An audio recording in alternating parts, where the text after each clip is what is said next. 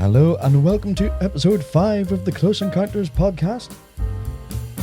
In this episode, we'll be talking with podcaster Lee Taylor about his 30 plus years of research into ufology, the paranormal and conspiracies, which means it could get a little bit controversial for some, but I guess that's the point in them. There's very little that's off limits to us anyway, but that doesn't necessarily mean that we agree or disagree with everything that's being said. But before that, we'll have a look at my 4 favourite interesting news articles from the past week in That's What I Call News.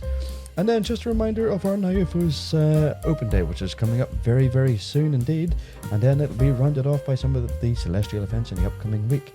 So without any further delay, let's get into That's What I Call News. So That's What I Call News. It's my selection of the more interesting, weird and paranormal news from around the world. Let's go straight into BBC News. So a UK island gets recognised as being one of the darkest places in Europe. Now, this is great news if you're a sky watcher living in the area, because a small UK island has been awarded the International Dark Sky Sanctuary certification in recognition of it being one of the best places in the world to view the night sky. It's the first of its kind in Europe, and it means that there is very minimal light pollution to spoil the spectacular nighttime views, where the nearest source of light pollution is from Dublin, at over 70 miles across the Irish Sea. No, I never really thought anywhere in the British Islands would be dark enough, but this news article has since enlightened me. I'd show myself out, but I'm the one hosting the podcast. Let's move quickly on to Reuters.com, or as I like to say, Reuters.com. The Great Pyramid of Giza has given up yet another secret. Another corridor, previously unknown to modern archaeology, has been discovered near the entrance of the Great Pyramid. The corridor, at approximately 30 feet long, was discovered by using modern non-invasive methods, that is, infrared thermography, 3D simulations, and cosmic ray imaging, if I can remember correctly. I really should have notes in this one, but they used these methods to peer inside the structure. It's sounding all very futuristic, isn't it? And there's no doubt that this wouldn't be out of place on board Janeway's USS Voyager. If there's any of you Trek fans out there, it's hoped that this discovery, aided by the previously mentioned methods, will lead to further discoveries of passages and chambers. It seems that the Great Pyramids of Giza, I was going to say Pisa there for some strange reason, the Great Pyramids of Giza have are still harbouring many more secrets ready to be discovered. And I do follow Egyptology very closely indeed, so that was very interesting. UFO has been sighted in the Irish countryside last week. This has come from WIOnews.com. The island of Ireland is certainly no stranger to unexplained aerial sightings, that is for sure, and this just adds to the several accounts reported there annually. So an unidentified resident in Ballymahon in County Longford in the Republic contacted a local news agency to report his account of a case of nocturnal lights. I guess it's the best way to describe it if we're using the Heineck classification system. The witness describes the presence of 3 lights which were in a triangle formation, each light orange in nature, and at each point of what is described as a triangular-looking craft with a black body. Curiously enough, though, the Irish Aviation Authority can't confirm any aircraft were in the area at the time, so this leaves the incident as of yet unexplained. It would be interesting to see, actually, if there are any airfields around there, military or civil, and of course the geographical makeup of the local area. Very curious indeed. And finally, new evidence suggests that humans were using steel tools long before steel was discovered, in quotations. This comes from the Journal of Archaeological Science. The quote, Graham Hancock again, just like in the last episode, stuff just keeps getting older. And this time, new evidence suggests that humans were using steel tools long before it was widely believed that they had been discovered, by at least a millennium. So it seems that even history books themselves become obsolete very quickly and need to be rewritten constantly. The discovery comes as geochemical analysis of intricate carvings found in stone on the Iberian Peninsula suggest that they would have needed steel-forged tools in order to achieve this. I think mainstream science and archaeology need to have a rethink on how we regard ancient civilizations, because it seems that they aren't as soft as they would like us to believe. Interesting stuff indeed, and as always, links to each of the stories can be found in the show notes for this episode for you to read at your leisure. And now, at that, let us speak with this week's guest. So, this week's guest has been researching the UFO phenomenon for well over 30 years, along with conspiracy theories and fact. He is a co-host of the NASA podcast, that is Never a Straight Answer podcast, for over 3 of those years. And in this episode, we'll discuss conspiracy theories and explore some of the theories that have been proven to be true or have since become fact. Lee Taylor from Manchester, how are you keeping? Yes, not too bad. Welcome. Thank you very much. No, thank you. I'm glad you come onto the show, because one of the things when it comes to these sort of podcasts is a lot of people sort of stay down the one lane. They'll either stay down purely paranormal or stay down the pure UFOs. But one of the reasons NIUFOS was founded was to bridge the gap between the metaphysical side of ufology plus the physical side, and explore some of the conspiracy theories as well. And from when I've been looking for guests, you definitely checked all the right boxes, and it sounds like you've got the expertise that we need today, and I'm really excited about talking to this. It can be a bit controversial for some people, can't it, really? It can. Thank you for stating that. It's just been one of them things that since a young child I was interested in, and no one seemed to be looking at and not actually giving any answers to questions that people would have been given back then. I know, yeah. I mean, people always have like a turning point when it comes to things like that. So, like I've said, you've been studying UFOs and conspiracies for the last 30 years, and you've just said that you had become interested as a child. You started looking into it as a child. So what was there a turning point in your life, either through experience or a chain of events, that was your awakening moment, where you realized, hold on a minute, something isn't quite right here? I think it was a lot of people was avoiding the questions, because I don't know why. I look into sci-fi films, and then try and work the stuff out myself. If could that happen? Is it true? And then you had some people out there who was actually bringing out books on certain conspiracy theories, certain UFOs, and ghosts and legends. But questions were brought up that no one was actually answering, but the questions was still the same question over and over and over again. I mean, it's only been the last 10 years, something like that actually people are starting to wake up to reality, to be honest. But beforehand, people who were looking into UFOs, ghosts, and that were kooky, or they were a bit, you're mad, you're crazy. But if you have a question and you don't get an answer to it, why wouldn't you try and find that answer to the question? Yes. Any sort of investigative journalist with any ounce of credit or integrity should be probing a lot of the questions that has been asked by a load of different people. Whether the concerns are legitimate or not, it is the duty of a proper journalist to actually get to the bottom of these things.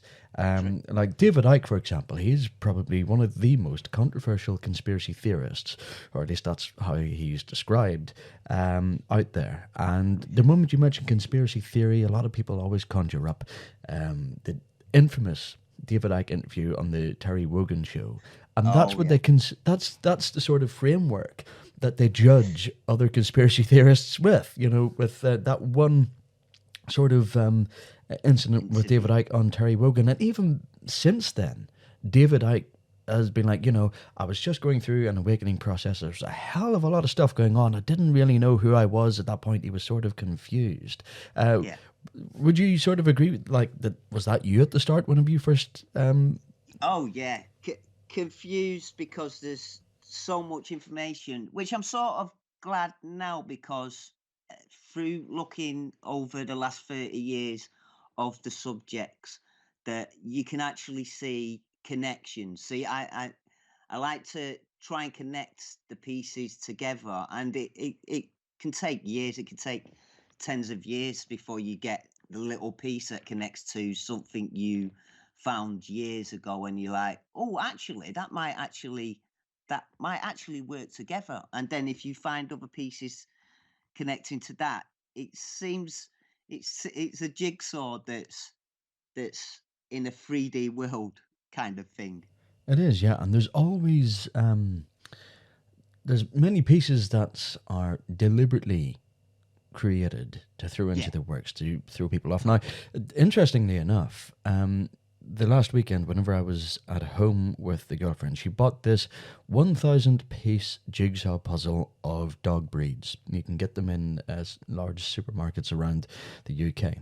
yeah, And we were finding pieces in there that were extra pieces, extra puzzle pieces, you yeah. know. And it's interesting because it sort of made me think of your analogy there, where there's all these different pieces, and we're sort of thinking, what pieces do we actually need? What pieces do we not need in order to get the bigger picture, which doesn't throw us off? Well, yeah, I think that that's the most difficult part on actually it's not finding the information, it's seeing if that information's true. And there's a big difference between conspiracy theory and conspiracy facts. And there is a lot of conspiracy facts out there, but a lot of people keep it under the thing of conspiracy theory. It's a great tool. It's a great phrase used Yeah, by mainstream media, and you know, created if you by the subscribe to CIA. this theory, the global cabal, to Yeah, ridicule you, to throw you off the sort of off the scent. You know, it's totally. fantastic. And especially now, I mean, especially over the last year alone, it's grown even bigger, about three times as big as it it has done on UFOs alone, because more and more people are spotting stuff. But even the media are not doing what they should be doing realistically, because they're doing their own stories. But if you have a really compelling story, but is in the conspiracy or conspiracy realm, then they don't tend to go to it. Or they don't Which, treat it seriously. They like one of the things that we always get, mm, ufologists, for example, when it comes to reporting on UFOs, you always get the X Files music playing in the yeah, background, and always references sarcastically or jokingly yes. to little green men. So I would imagine it's the same within the world of conspiracy theory and fact, of course. Yes. Oh, yeah.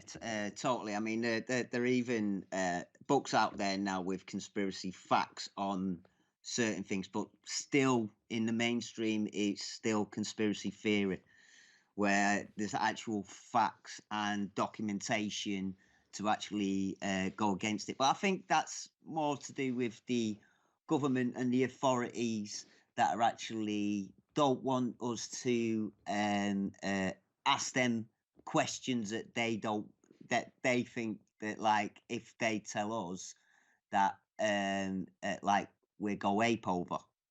Yeah, or to lose control Yeah.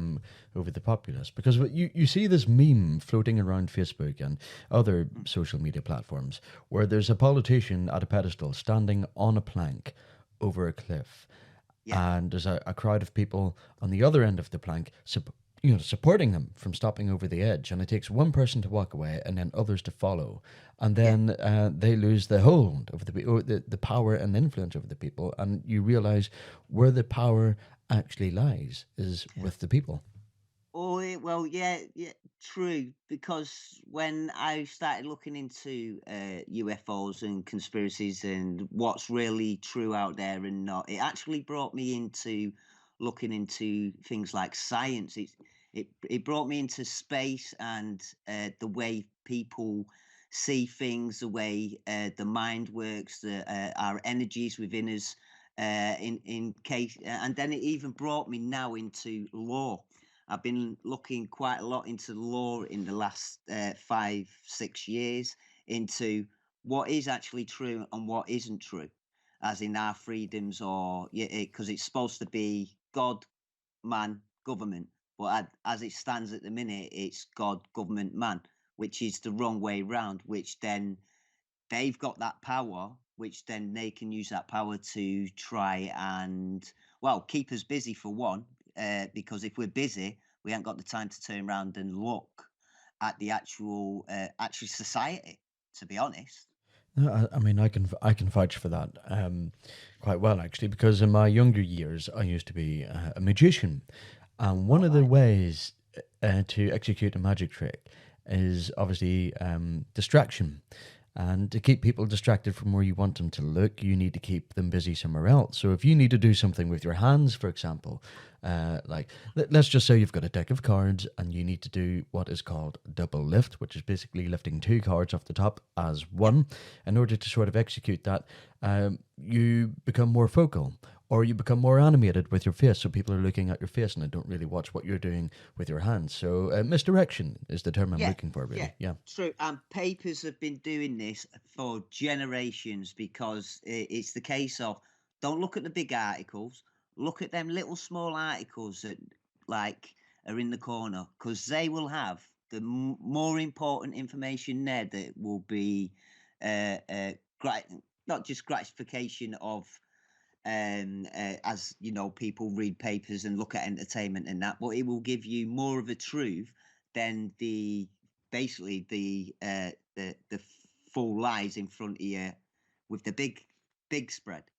A lot of people are thinking that the recent UFOs in America that were allegedly shot down, the Chinese balloon and what have you, a lot of people Oh think right, yeah, that that was a massive distraction from other yes, things that were going on. What do you think of that?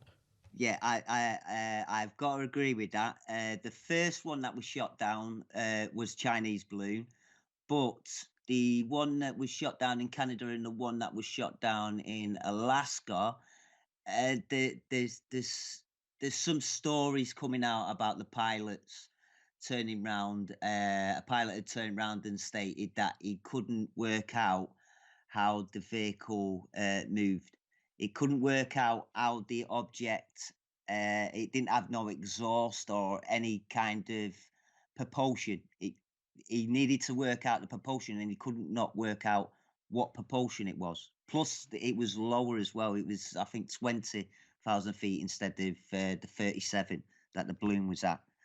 And then in Central America as well, the FAA closed down certain areas as well, believing that there was another balloon there, but nothing really come out of it. They ended up opening the airspace, and nothing else has been said about it.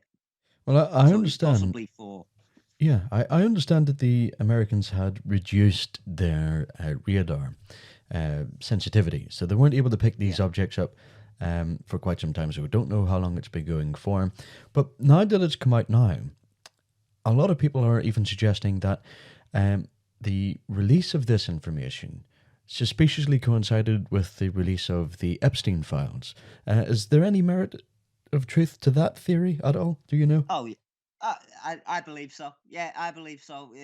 Like we were saying before, as soon as something big comes up, something's, well, they're two big stories if you think about it, but they all went on to one story It's a and massive forgot distraction. about the other story. Yeah, Yeah, it's the same as the computer for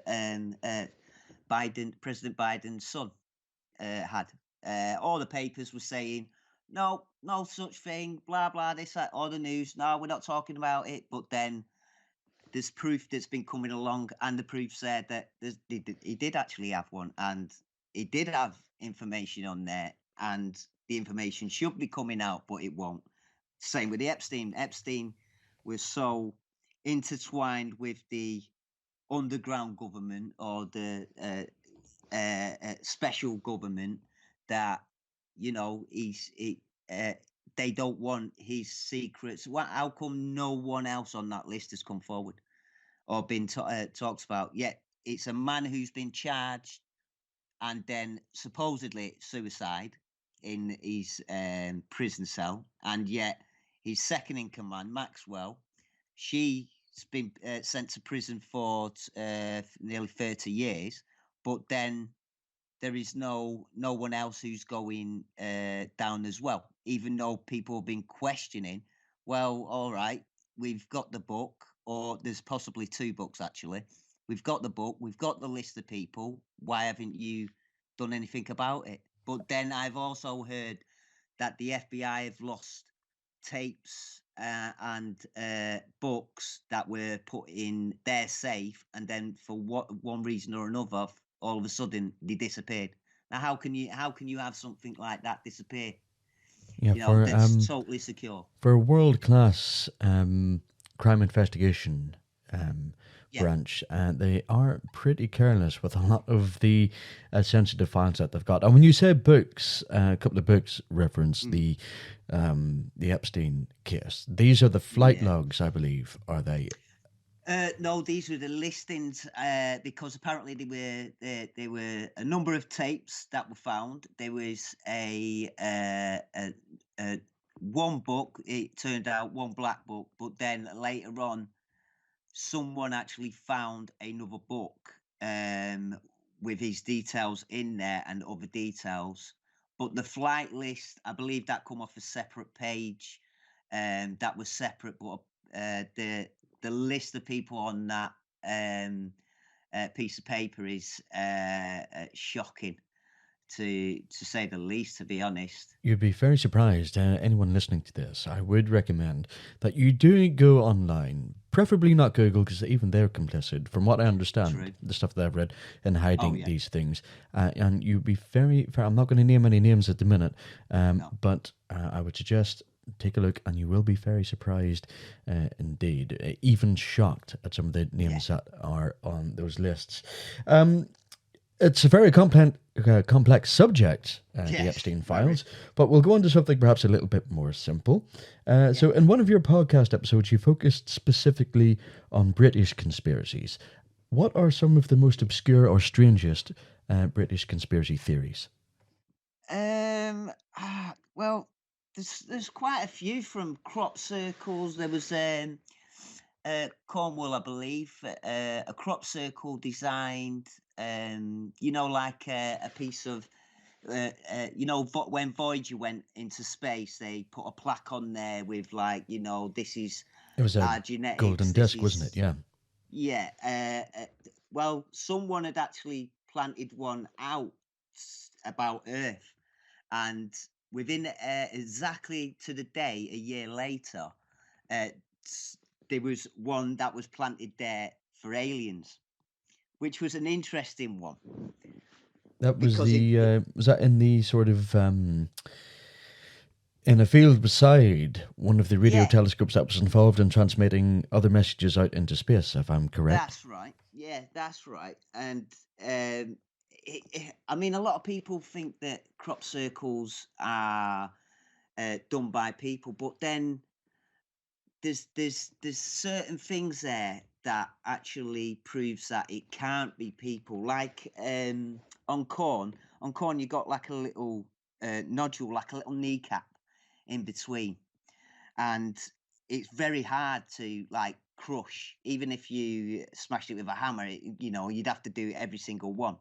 Now, intense heat bursts them. Now that's one of the proofs on if you ever want to have a look at a field and see if it is a crop circle. That is one of the heightened proofs to suggest that it is something else and not a man in a field with a stick. The And also, sorry, go ahead. and also underneath the way the curve in each other as well. I mean, if you flatten down corn, then you're flattening it in a certain way. But the way these ones seem to be, it's intertwined where it would take you years to even attempt to do a half a field. it would take you years to do. So within a night, it turns up like that. So there has to be something else Yeah, than it certainly someone makes me else. think. One of the episodes of Ancient Aliens, the alien guy, as everyone knows him, Giorgio Mm. with the crazy hair, and one of the Oh yeah, episodes, he and a team of other people, not too far from Stonehenge, I believe, were able to sort of replicate a crop circle, but it was rather crude. You could just tell there was something a little bit off about it that was perhaps man made. But yeah. one of the crop circles I went to last year with a friend of mine, actually, we recorded or we streamed live on our Facebook page from the circle, and it was near Devizes, just outside Devizes, and the EMF reader in that area was spiking in certain areas of that field where the crop circle was. By the time we got there, the farmer had cut a lot of it down, but the outline was still there, and so was perhaps some of the energy as well. So that could indicate what, maybe ley lines or something, or earth energies. Oh, I don't know. I actually last year, at the end of last year, I was looking into a possible connections with UFO and ley lines as well, because there's a possible. It's it seems that it might be that the ley lines are the lines that they fly through, as in use. Something come to me the other, like, the end of the year, and I was looking at something, and it's I think there is a little connection there. I don't know exactly what yet. 'Cause I'm still looking into it, but I think there is a slight connection in the ley lines to unidentified flying objects. I believe that there is, from the research that NIUFOS has done, Mm. ley lines and even connections where there's granite. One of the best areas in Northern Ireland for granite mountains is the Mourne Mountains, which is not too far from where I grew up as a child. And even I can vouch for, there's some sort of connection between there, whether it's natural energy that is used by interdimensional beings or UFOs. I don't know. But we'll move on to another question, actually, because this one's Yeah. just popped into my head. So there's some conspiracy theories out there that suggest that the world is marching towards a one world dictatorship where every aspect of our lives will be controlled. Are we currently seeing it being rolled out now? Because there's so much talk of cashless Yeah. societies, social credit scores, and even an agenda for 2030 with a well-known phrase, "You'll own nothing and be happy." Are we seeing this The happening? World Economic Forum. Yes. Yes. It's been, the thing is, I've looked quite in depth into this, and a it's been a long road. They've done this since the beginning of the 19th century, and it's deliberately, step by step, bit by bit, convince, move on. And the thing is, a couple of years ago, there's a group called the Alliance, and they are trying to actually get rid and stop what the Illuminati and the cabals and that the deep state are trying to do. They're putting their foot in, basically, and trying to stop them. And there was communications between the cabals to each other and stuff like this, and they were being caught left, right, and center. So they were doing their own thing of, they went on a computer game, I believe it was Star Wars Command, and Oh, that it was an was awesome their game. last be able to communicate to each other before things got even worse, to be honest. And within the statements of there, it said that we had to move 12 years faster. So I think the reason why you're seeing a lot of things now is because they've had to push that 12-year gap and quickly close it before 2030, because by law, under the UN, under every single country, by 2030, every single person has to have a digital ID. So basically, you can be controlled. That's your first step. And we've got a new thing in England as well. It's called the 15-minute city that they're bringing in everywhere. And with that 15-minute city, that means that I will be able to travel 15 minutes away to a borderline. I cross that borderline, but I can only cross that borderline, let's say, 50 times within a year. If I do any more than that, I'll be fined. But that's just the tip of the iceberg, because the thing after that, it will be you'll be getting less. You won't be allowed to go out even more. So you'll be restricted into certain areas, which if they restrict you into certain areas, they've got more control. And I think a part of the pandemic was that it was a test to see how we would actually respond to this. And I have heard the next pandemic is 2025, supposedly. Sounds about right. Well, we didn't have enough of it last time. I suppose may as well give us another one for 2025. This Absolutely one's ridiculous. going to be slightly different, because there's if you go on YouTube, there's a thing called Event 201. And with Event 201, it was Bill Gates Foundation and a few other foundations got together, brought a lot of companies together, like banks, delivery companies, like process companies that make food or parts for vehicles and that, and sat them in the room and stated, right, if COVID-19, which this is exactly what they said, if COVID-19 hit tomorrow, can you control it? Will you be able to do business how you could? And the end up result in October of 2029 was that 65 million people would die, and we would have they would have less control, but then they can move in to control certain areas, like what they're doing with the farmers at the minute. Like in Denmark, they're trying to get 3,500 farms.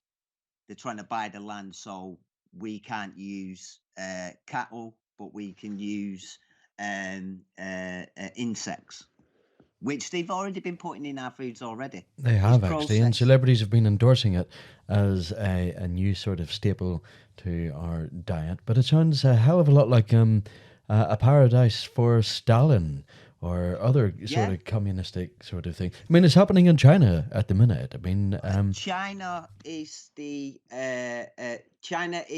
example of what they want to do. Then you've got places like Canada at the minute, which they're putting their foot down. Australia as well, but Australia are being a bit more easier than Canada. I think Canada's the next one to actually have a big pushback, I should say. It's funny you should say that there, because I was having a conversation not related to conspiracy in any shape or form with a friend earlier, and he was like, "Oh yeah, I'd love to move to Canada. I think it'd be great." And I'm like, "You're absolutely crazy, man." Have you actually read what's been happening over there? Yeah, that was Canada and Australia were the two places that, if I weren't in England, they would be the two places that I'd love to live, but not no more. Not no more. No, not anymore. I think New Zealand, even then, that's a bit sketchy over there. Well, this is the thing. The rich, this is where the rich are moving to New Zealand and Nevada, and Texas as well. Because basically, there's been bunkers designed there. There's been a whole lot of bunkers been designed for if anything goes wrong. I think they're expecting something to go wrong from what I understand. Because again, I'll mention this YouTube channel again. There's a YouTube channel called Suspicious Observers. And he talks about the potential incoming, not extinction level event, but catastrophic level event. And he says that a lot of the global elites, do you think it's not do you not think it's a little bit weird where they're building space rockets, to sort of get off and bunkers near these places? He's a really good content creator and he's been running for years now. I mean, I started following and his channel in the run up to 2012, whenever everything was meant to be going nuts back then. Oh yeah, oh yeah. But there were certain things as well that caught my eye the last couple of years, like 2020, around about then. That a load. I mean, nearly every country who has the capability to fire a rocket up into space did it.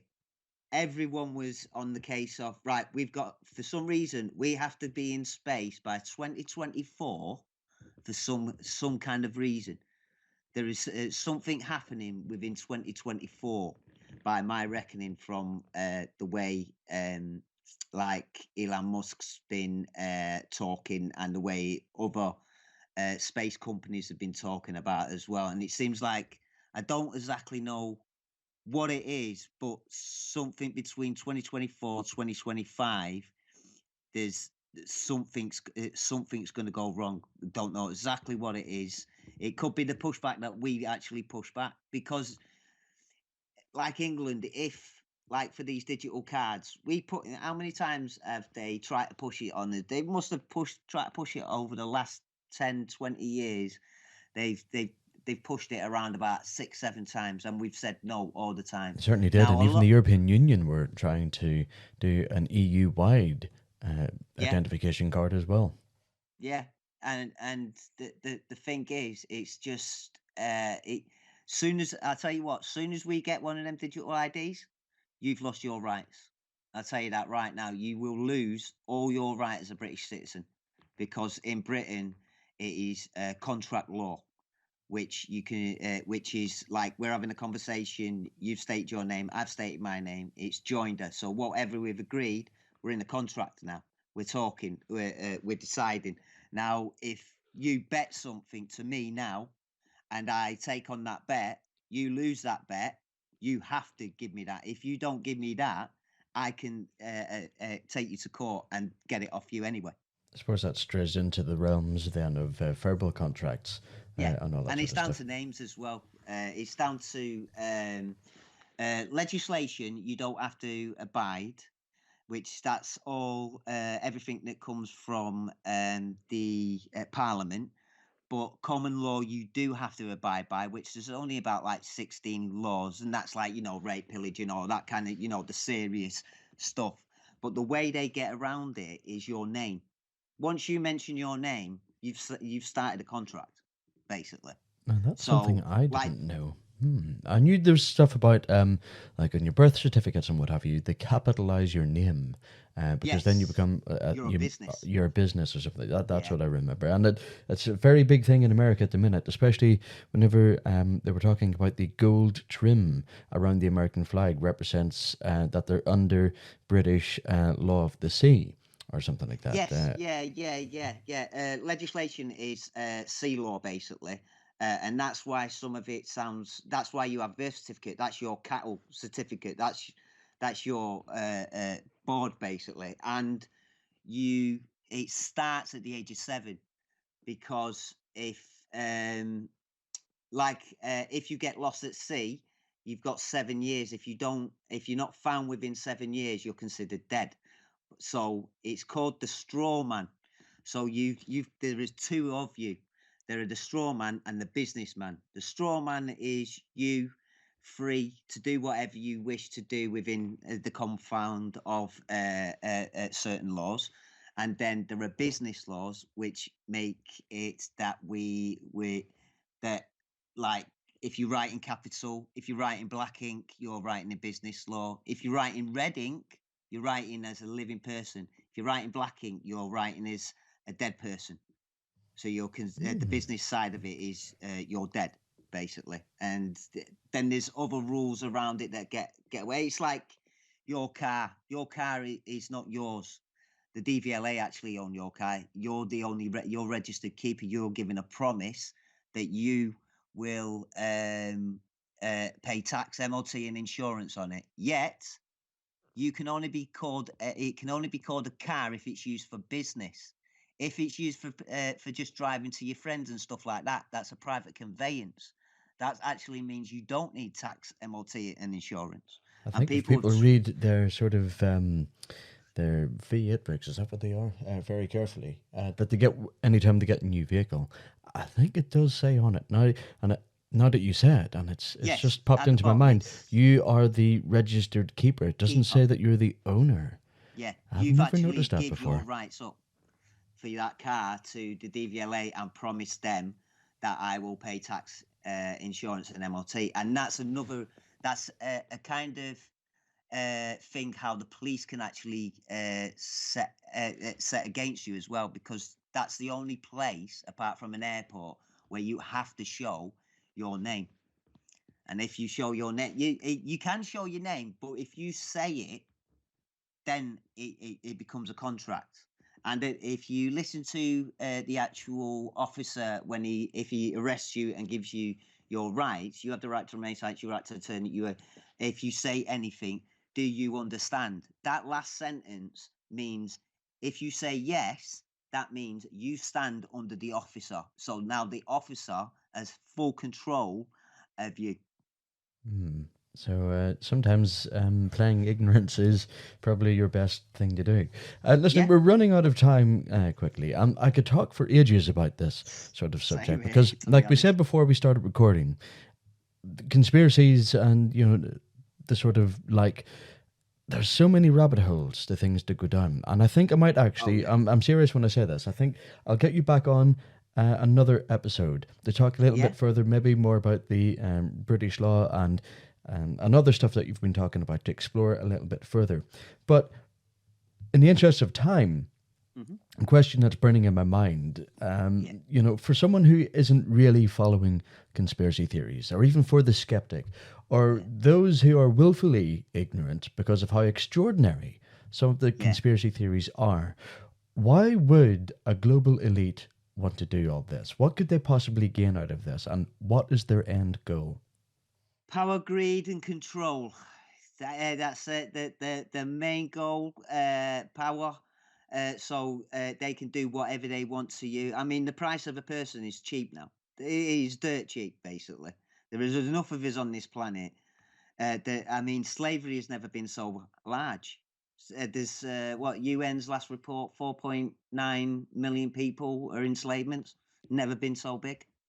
Yeah, but I must say to the viewers, like, if you look into, be careful. If you're looking into the rabbit hole, like, read and take in what you're learning, but step back from it after a while. Review what you've learned. You don't have to believe everything. I tend to put it into two categories: possibly and yes.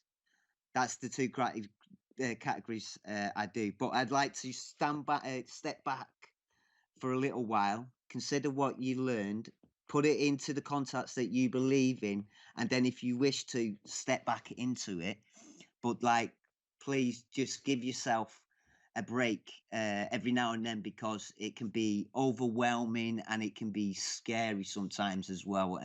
And really, if we all get together, it should be a piece of it should be easy to deal with I'll if finish we the all sentence get for you. together. It should be a piece of piss. I totally agree. Yeah, Yeah, I mean, I totally agree. And yeah, yeah, you do need to sort of step back yeah. and sort of assess things.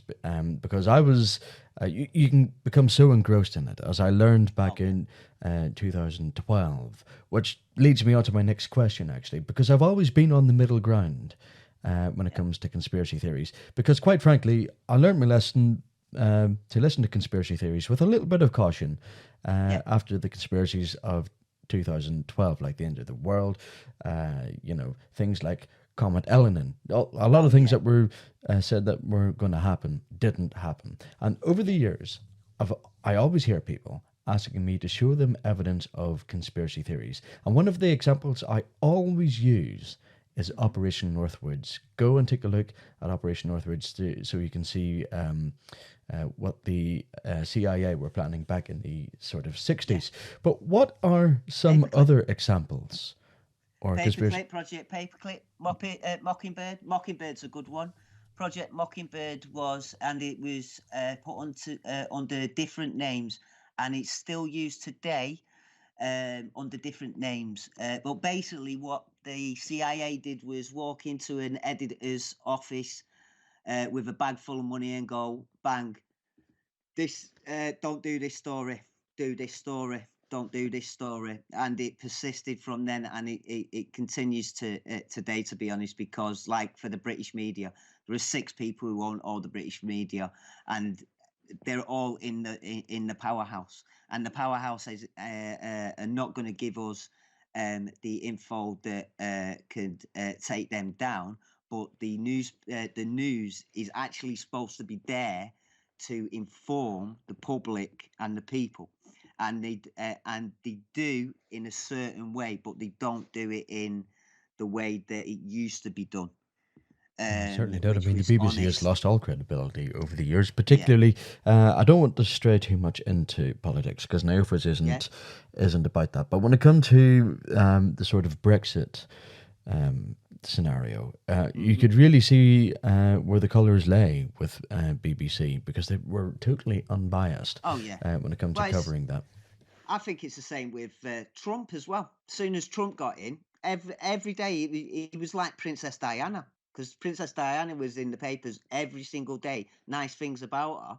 But like Trump, every single day, nice bad things about him. But if you actually go over to America and actually speak to the Americans, and uh, there was I saw a really compelling interview actually of a black man who stated that he wasn't racist, and the reason why he wasn't racist is because if you were in New York in the old days and you're a black person who wanted to set up a business, the banks themselves would tell you go and see Donald Trump. They would go in and see Donald Trump. He would have a look at your info, and then your info, if it's if it's a business that he reckons that he can do it, he will give you the money. You go away, you come back 6 months later, and if it was a successful business, he'd tell you to keep your money, go away, and continue with your business. Now, how does that contribute as someone who's racist? If anything, if he was racist, he would have done totally the opposite. If anything, I think he's a people fighter, and he was trying to fight basically the deep state, which he did do a lot of things. And I'd say the most proudest thing I think he ever did was the first day in the office. He set up a squad to hit gangs of paedophilia, basically. And I've never seen like a president's desk so full of paperwork on his first day as well. He was actually someone who was doing something, not talking the talk. He was walking the walk, and look what happened for doing it. I hope he runs again, to be honest. There's a lot of people out there that said that he will, and there's evidence to suggest that he will. He just needs the support now of the Republican Party, and I think if Yeah, I would imagine that if he did run again, he would probably actually do quite well because even whenever I went to the States, whenever he was yeah, president, he was very well liked, and I'm talking. I went to Nevada, Arizona, I was in Texas as well. And I was even in the little blue state, the little blue pocket in Texas, which is Austin. And yeah, even there, a lot of people were quite fond of Donald Trump, despite it being the little bit of blue that yeah, was in a red state. Final question, yeah. actually. So, over the years, you've researched this topic. Hmm. You're quite well versed in it, and you're well knowledgeable just by listening to the conversation that we've had. So, from your point of view, Yeah. what do we have in store for us over the next couple of decades, and who's involved? Oh, you had to answer that one. That's possibly a scary and difficult one, because it is basically down to us. It is down to us to not accept what is being uh, uh, put to us. But the problem is, I mean, there are a lot of people now opening up, but the question is there enough? Is there enough people to turn up and say, hold on, no, no, no, this is wrong. This ain't the way it should be. Because soon as they get that power, that's it. We've lost. We won't be able to grab that power back. And every single man, woman, and child is free in this world.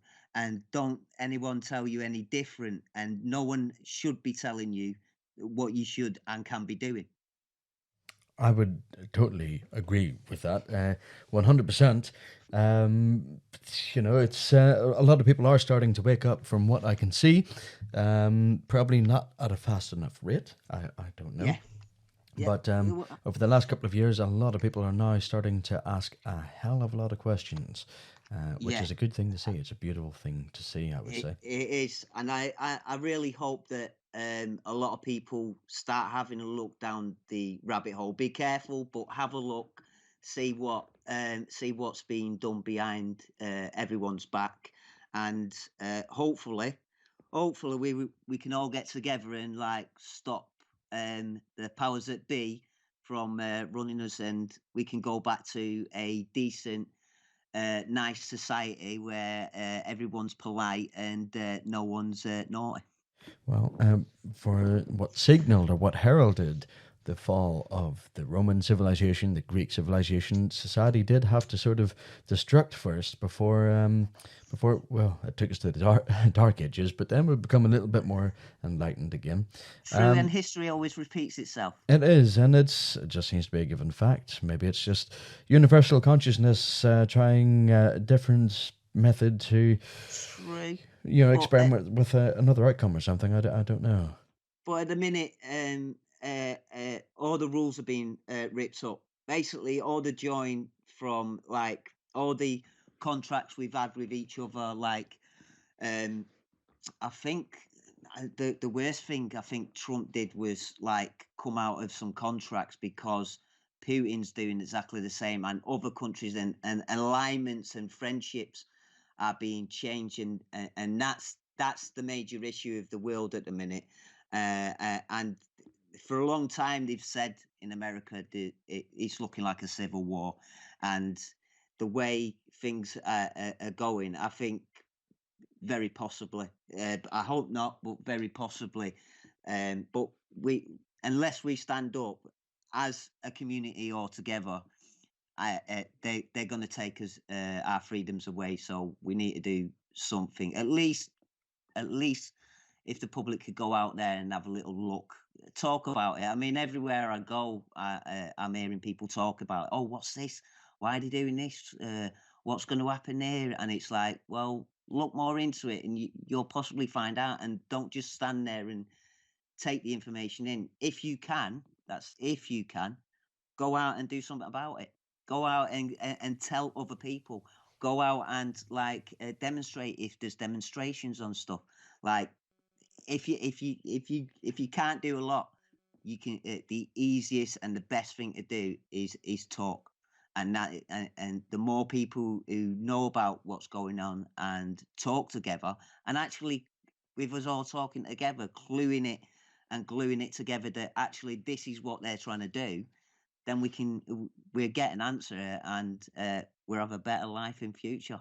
Is I would hoping. say so, and for some reason, as you started talking about going to demonstrations, what have you, there was an electrical buzzing sound, Hmm. like an interference, which I think is Yeah, rather oddly timed indeed. CIA mate.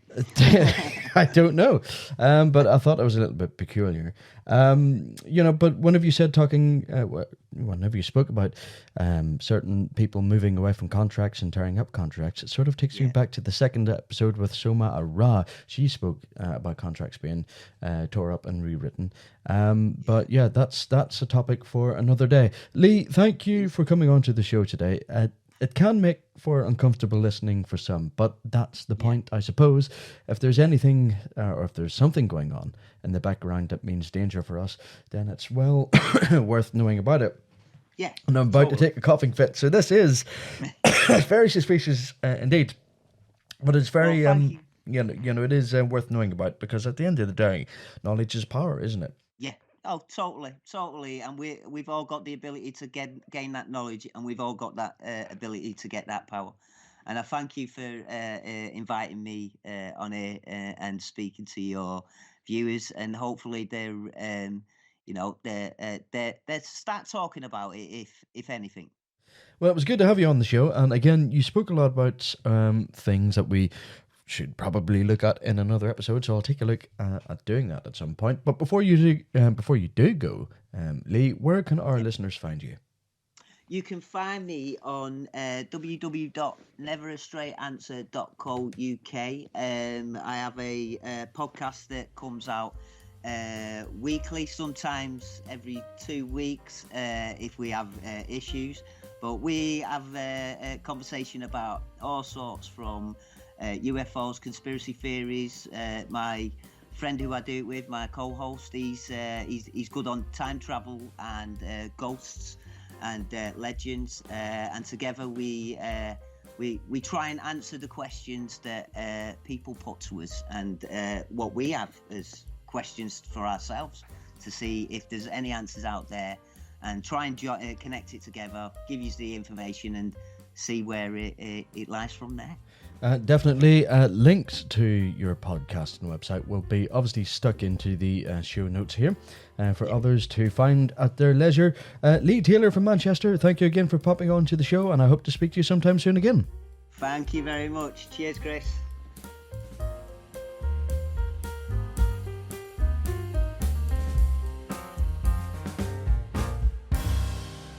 Some of that was probably controversial indeed, and even I learned something new of the 15-minute cities. If this is a thing, which I have no doubt that it could well be, it is a very disturbing fact indeed, limiting what you can do and perhaps controlling civilization as a whole.